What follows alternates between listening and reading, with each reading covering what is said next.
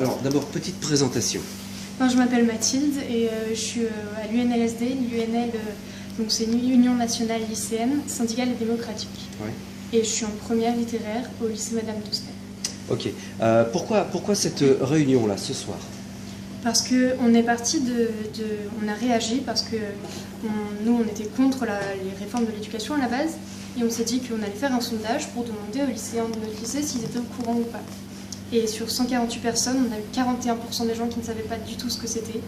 Du coup, on s'est dit qu'on allait faire une réunion plus vite et pour agir, sensibiliser, distribuer des tracts, afficher, faire des cafés, débats, sensibiliser au plus vite parce qu'on pense que bloquer un lycée directement, c'est pas une solution, qu'il faut d'abord parler aux gens et que la communication, c'est la base de tout. Alors, dans les grandes lignes, c'est quoi ces réformes? Donc, tout d'abord, il y a Parcoursup. Ça commence dès cette année.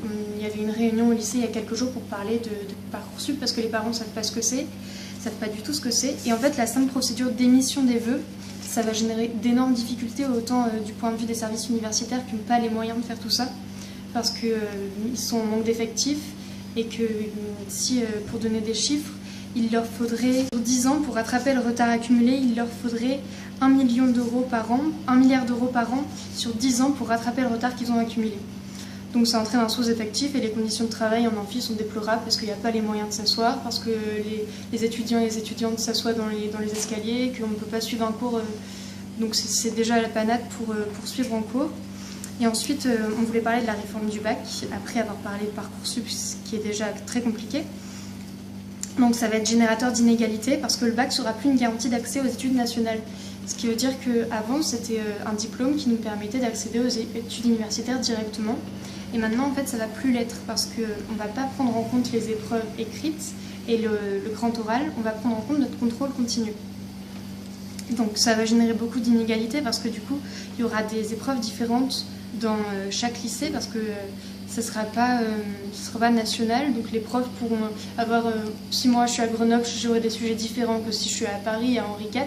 Du coup, on ne sera pas du tout sur le même plan d'égalité face au bac et pour les études qu'on va demander. Et la sélection, ça va favoriser le milieu culturel des gens et social parce qu'on sait tous que généralement à l'école, ceux qui ont les meilleures notes, c'est ceux qui ont le plus d'argent à la maison. Il y a plein d'études qui montrent ça parce qu'on a plus de moyens pour travailler à la maison et c'est beaucoup plus simple pour travailler. Et en plus, on va prendre en compte les activités périscolaires et les options. Et les options, en fait, elles ne seront pas les mêmes dans tous les lycées. Parce qu'il y a des lycées qui n'ont pas moyen de donner des cours de cinéma, qui n'ont pas de prof de cinéma. En Auvergne, il doit y avoir 2 profs de cinéma, je pense. Et donc, si je suis à Grenoble, ce sera pareil. Je n'aurai pas les moyens de faire telle chose. Et si je suis ailleurs, j'aurai les moyens de le faire. Du coup, ce sera complètement injuste. Et si j'ai les moyens de faire du piano, je pourrais rentrer dans telle université parce que je suis engagée, je fais de la musique, etc. Donc, j'aurai les moyens de rentrer parce que ça va être sur mots-clés. Parce que, en fait, les universités ont déclaré, beaucoup d'universités ont dit qu'elles n'auront pas les moyens de faire tout ça. Donc logiquement, elles vont se servir de mots-clés, ce sera des logiciels qui liront nos fiches, comment ça s'appelle, nos fiches personnelles. Et donc ce sera des logiciels et les mots-clés. Donc si on est engagé, si on fait de la musique, si on fait partie d'associations, on sera beaucoup plus favorisé que quelqu'un qui fait rien. Bien. Alors on va pas toutes les faire, hein, mais on l'a compris, ces réformes bac, post-bac ne vous conviennent pas. La suite, là, pour vous, si un mouvement il doit y avoir. Si un mouvement doit y avoir, nous, aujourd'hui, on sait qu'il y a des blocus dans différents lycées.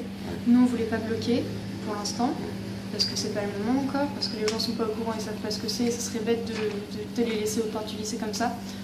On pense que déjà on va tracter, afficher dans les rues, faire des débats au maximum dans les lycées, voire dans les collèges, et ensuite faire des manifestations.